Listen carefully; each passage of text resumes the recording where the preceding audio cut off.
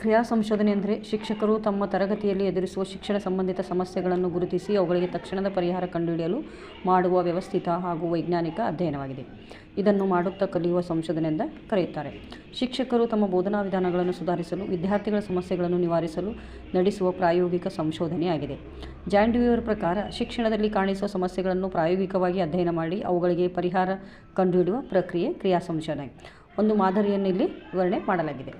ಸಮಸ್ಯೆ: ವಿದ್ಯಾರ್ಥಿಗಳ ಓದುವ ಸಾಮರ್ಥ್ಯವನ್ನು ಸುಧಾರಿಸುವ ಕುರಿತು ಒಂದು ಅಧ್ಯಯನ. ಅಂದರೆ ವಿದ್ಯಾರ್ಥಿಗಳು ತೆಗೆದುಕೊಂಡಂಥ ಒಂದು ತರಗತಿಯಲ್ಲಿ ವಿದ್ಯಾರ್ಥಿಗಳು ಓದುವಂಥ ಒಂದು ಸಾಮರ್ಥ್ಯದಲ್ಲಿ ಕೆಲವೊಂದು ಕುಂದುಕೊರತೆಗಳನ್ನು ಕಂಡುಬಂದಿತ್ತು.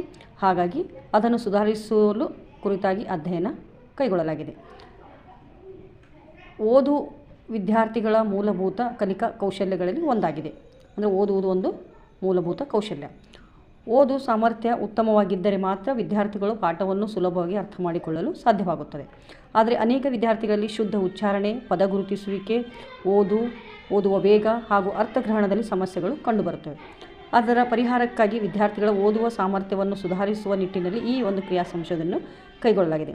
ಅಂದರೆ ಒಂದು ತರಗತಿಯಲ್ಲಿ ನಾವು ಮಾಡುವಾಗ ಓದುವಂಥ ಸಂದರ್ಭದಲ್ಲಿ ಕೆಲವೊಂದು ಸಾಮರ್ಥ್ಯಗಳನ್ನು ಇರಲಿಲ್ಲ, ಅದನ್ನು ಸುಧಾರಿಸುವುದಕ್ಕೆ ಅಂದರೆ ತೊಂದರೆಗಳನ್ನು ಕಂಡು ಬಂದಲ್ಲಿ ಅದನ್ನು ಸುಧಾರಿಸುವ ಒಂದು ಕಾರಣಕ್ಕಾಗಿ ಈ ಒಂದು ಸಂಶೋಧನೆಯನ್ನು ಕೈಗೊಳ್ಳಲಾಗಿದೆ. ಮೊದಲನೇದಾಗಿ ಸಮಸ್ಯೆಯ ವಿವರಣೆ.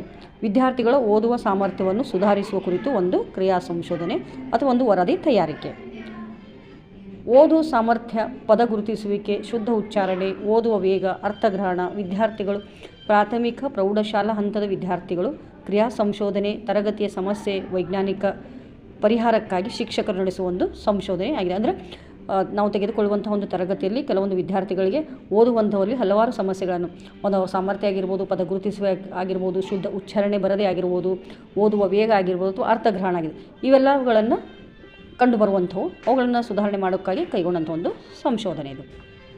ಈ ಸಂಶೋಧನೆಯ ಮುಖ್ಯ ಉದ್ದೇಶಗಳು: ವಿದ್ಯಾರ್ಥಿಗಳ ಪ್ರಾರಂಭಿಕ ಓದುವ ಮಟ್ಟವನ್ನು ಗುರುತಿಸಬೇಕು, ಓದುವ ದೌರ್ಬಲ್ಯದ ಕಾರಣಗಳನ್ನು ಪತ್ತೆ ಹಚ್ಚುತ್ತದೆ, ವಿಭಿನ್ನ ಉದ್ದೇಶ ಚಟುವಟಿಕೆಗಳ ಮೂಲಕ ಓದು ಸಾಮರ್ಥ್ಯವನ್ನು ಹೆಚ್ಚಿಸುವುದು, ಓದುವ ಅಭ್ಯಾಸದ ಪರಿಣಾಮಕಾರಿತ್ವದ ಪರಿಶೀಲಿಸುವುದು, ಓದು ಕೌಶಲ್ಯದಲ್ಲಿ ಉಂಟಾದ ಪ್ರಗತಿಯನ್ನು ಅಧ್ಯಯನ ಮಾಡೋದು ಮುಖ್ಯವಾದಂಥ ಈ ಒಂದು ಕ್ರಿಯಾ ಸಂಶೋಧನೆ ಉದ್ದೇಶಗಳಾಗಿವೆ. ಇಲ್ಲಿ ಹೈಪೋಥಿಸಿಸ್ ಅಥವಾ ಸಂಶೋಧನಾ ಊಹೆಗಳು. ಅಂದರೆ ನಾವು ಒಂದು ಕ್ರಿಯಾ ಸಂಶೋಧನೆ ಕೈಗೊಳ್ಳೋದಕ್ಕಿಂತ ಮುಂಚೆ ಈ ರೀತಿ ಆಗಬಹುದು ಅನ್ನುವಂಥ ಒಂದು ಕಲ್ಪನೆಯೇ ಇಲ್ಲಿ ಸಂಶೋಧನಾ ಊಹೆಗಳು ಅಂತ ಕರಿತೀವಿ. ನಿರಂತರ ಓದು ಅಭ್ಯಾಸದಿಂದ ವಿದ್ಯಾರ್ಥಿಗಳ ಓದುವ ಸಾಮರ್ಥ್ಯ ಸುಧಾರಿಸಬಹುದು. ಚಟುವಟಿಕೆ ಆಧಾರಿತ ಓದು ವಿಧಾನದಿಂದ ವಿದ್ಯಾರ್ಥಿಗಳ ಆಸಕ್ತಿ ಹೆಚ್ಚಿಸಬಹುದು ಅನ್ನುವಂಥ ಈ ಒಂದು ಸಂಶೋಧನೆ ಊಹೆಗಳಾಗಿರ್ತವೆ. ಯಾವ ಸಂಶೋಧನೆ ವಿಧಾನ ಅಂದರೆ ಕ್ರಿಯಾ ಸಂಶೋಧನೆ ಅನ್ನುವಂಥದ್ದು. ಕ್ರಿಯಾ ಸಂಶೋಧನೆ ಒಂದು ಚಿಕ್ಕವಾದಂಥ ಸಂಶೋಧನೆ ಇದು. ಈ ಸಂಶೋಧನಾ ಮಾದರಿಗಳು ಅಂದರೆ ಯಾವೆಲ್ಲ ವಿಷಯಗಳನ್ನು ತೆಗೆದುಕೊಂಡು ನಾವು ಸಂಶೋಧನೆಯನ್ನು ಮಾಡ್ತೀವಿ ಅಂದರೆ ಮುಖ್ಯವಾಗಿ ಶಾಲೆ ಬೇಕು, ಆ ಶಾಲೆಯಲ್ಲಿರುವಂಥ ತರಗತಿಯಲ್ಲಿರುವಂಥ ಒಟ್ಟು ವಿದ್ಯಾರ್ಥಿಗಳು, ಸಮಸ್ಯೆ ಇರುವಂತಹ ವಿದ್ಯಾರ್ಥಿಗಳು ಅಂದರೆ 5ರಿಂದ 10 ವಿದ್ಯಾರ್ಥಿಗಳನ್ನು ಇಲ್ಲಿ ಆಯ್ಕೆ ಮಾಡ್ಕೊಳ್ಬೋದು. ಅಂದರೆ 30 ವಿದ್ಯಾರ್ಥಿಗಳಲ್ಲಿ ಈ ನಾವು ತೆಗೆದುಕೊಂಡಂಥ ಒಂದು ಸಮಸ್ಯೆ ಅಂದರೆ ಓದುವ ಸಾಮರ್ಥ್ಯ ಸುಧಾರಿಸುವುದು ಅಥವಾ ಸಮಸ್ಯೆ ಇರುವಂಥ ವಿದ್ಯಾರ್ಥಿಗಳಂದರೆ 5ರಿಂದ 10 ವಿದ್ಯಾರ್ಥಿಗಳಿರ್ತಾರೆ. ಆಯ್ಕೆ ಮಾಡ್ಕೊಂಥ ಒಂದು ಉದ್ದೇಶ ಏನಂದರೆ ಪಾಸಿಟಿವ್ ಆಗಿರ್ತದೆ. ಉದ್ದೇಶಿತ ಆಯ್ಕೆ. ದತ್ತಾಂಶ ಅಂದರೆ ಯಾವ ರೀತಿ ನಾವು ಸಂಗ್ರಹ ಮಾಡ್ತೀವಿ ಸಾಧನಗಳಂದರೆ ಓದುವ ಪರೀಕ್ಷಾ ಪತ್ರ ಇರ್ತದೆ.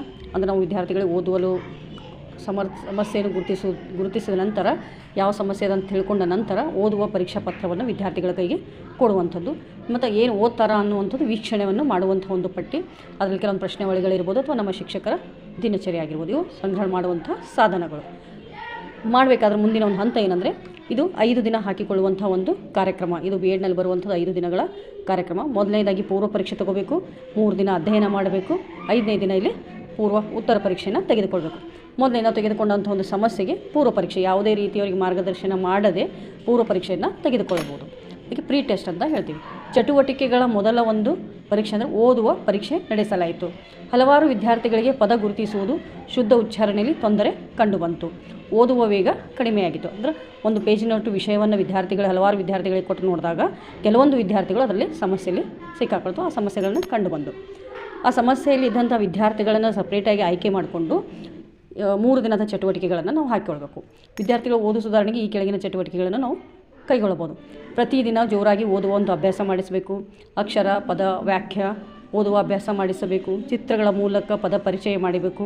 ಗುಂಪು ಓದುವುದು, ಕಿರುಕಥೆಗಳ ಓದು, ಪದ ಕಾರ್ಡ್ಗಳ ಬಳಕೆ, ಪ್ರಶ್ನೋತ್ತರ ವಿಧಾನ, ಪ್ರೋತ್ಸಾಹ ಮತ್ತು ಭವನ. ಈ ರೀತಿ 3 ದಿನ ಈ ಎಲ್ಲ ಕಾರ್ಯಕ್ರಮಗಳು ಅಥವಾ ಹೆಚ್ಚಿನ ಇನ್ನೂ ನಿಮ್ಗೆ ಗೊತ್ತಿದ್ದರೆ ಹೆಚ್ಚಿನ ವಿಷಯಗಳ ಮೂಲಕ 3 ದಿನ ಚಟುವಟಿಕೆಗಳನ್ನು ವಿದ್ಯಾರ್ಥಿಗಳಿಗೆ ಹಾಕಿಕೊಳ್ಳಬೇಕು. ಆ ನಂತರ ಉತ್ತರ ಪರೀಕ್ಷೆಯನ್ನು ಮಾಡಬೇಕು. ಇದಕ್ಕೆ ಪೋಸ್ಟ್ ಟೆಸ್ಟ್ ಅಂತ ಕರಿತೀವಿ. 3 ದಿನಗಳ ನಿರಂತರ ಚಟುವಟಿಕೆಗಳ ನಂತರ ಮತ್ತೆ ಓದುವ ಪರೀಕ್ಷೆಯನ್ನು ನಡೆಸಲಾಗುವುದು. ಹಲವಾರು ವಿದ್ಯಾರ್ಥಿಗಳ ಓದು ವೇಗ ಶುದ್ಧತೆ ಹೆಚ್ಚಾಯಿತು, ವಿಷಯದ ಅರ್ಥಗ್ರಹಣವು ಸುಧಾರಿಸಿತು.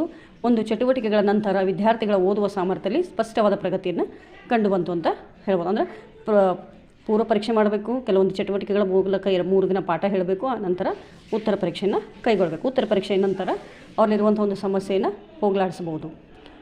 ಇದರಿಂದ ಕಂಡುಬಂದುವಂಥ ಕೆಲವೊಂದು ಫಲಿತಾಂಶಗಳೇನೆಂದರೆ, ವಿದ್ಯಾರ್ಥಿಗಳ ಓದು ವೇಗ ಹೆಚ್ಚಾಯಿತು, ಶುದ್ಧ ಉಚ್ಚಾರಣೆ ಸುಧಾರಿಸಿತು, ಅರ್ಥಗ್ರಹಣ ಸಾಮರ್ಥ್ಯ ಹೆಚ್ಚಾಯಿತು, ವಿದ್ಯಾರ್ಥಿಗಳ ಆತ್ಮವಿಶ್ವಾಸ ವೃದ್ಧಿಯಾಯಿತು ಮತ್ತು ಪಾಠದ ಮೇಲಿನ ಆಸಕ್ತಿ ಹೆಚ್ಚಾಯಿತು ಅಂತ ಹೇಳ್ಬೋದು.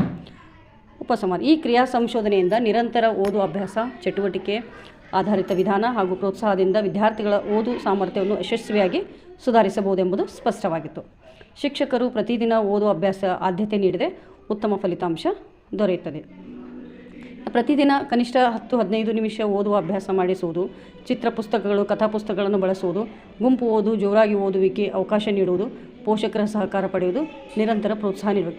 ಈ ರೀತಿ ನಾವು ಮುಂದಿನ ಸಮಸ್ಯೆಗಳಿಗೆ ಪ್ರೋತ್ಸಾಹಗಳನ್ನು ಅಥವಾ ಸೂಚನೆಗಳನ್ನು, ಸಜೆಷನ್ಸ್ಗಳನ್ನು ನಾವು ಕೊಡಬಹುದಾಗಿದೆ. ಈ ರೀತಿ ಈ ಒಂದು ಸಮಸ್ಯೆ ಅಲ್ಲದೆ ಇದಕ್ಕೆ ಸಂಬಂಧಪಟ್ಟಂಥ ತರಗತಿಯಲ್ಲಿ ಹಲವಾರು ಸಮಸ್ಯೆಗಳನ್ನು ಆಯ್ಕೆ ಮಾಡಿಕೊಂಡು ಈ ರೀತಿ ನಾವು ಒಂದು ಸಂಶೋಧನಾ ವರದಿಯನ್ನು ತಯಾರು ಮಾಡಬಹುದಾಗಿದೆ.